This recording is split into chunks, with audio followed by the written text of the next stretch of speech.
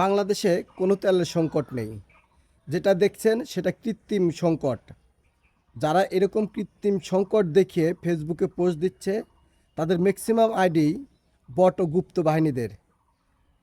বাংলাদেশে কোনো ধরনের তেলের সংকট নেই, যেটা হচ্ছে সেটা হলো কৃত্রিম সংকট। কীরকম কৃত্রিম সংকট? আগের যে তেলের পাম্প একদিনে বিক্রি করতো 7 থেকে 9 হাজার লিটার, আর সেই তেলের পাম্পগুলোই 5 ঘন্টায় বিক্রি করে 45,000 লিটার। তার মানে এই যে সংকট দেখা দিচ্ছে, যেটা কৃত্রিম সংকট, সেটা কৃত্রিম সংকটের কারণ হচ্ছে বাংলাদেশের জনগণ। যাদের প্রয়োজন 2 লিটার, তারা নিচ্ছে 10 লিটার থেকে 16 লিটার কিংবা 20 লিটার।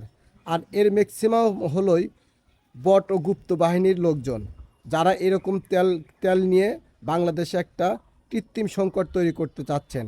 আর এদের কাজই হলো এইরকম কৃত্রিম সংকট দেখিয়ে ফেসবুকে পোস্ট করে সরকারকে চাপের মধ্যে ফেলে তারা একটু খুশিতে থাকে। আর এই আইডিগুলো হচ্ছে পেইড এজেন্ট।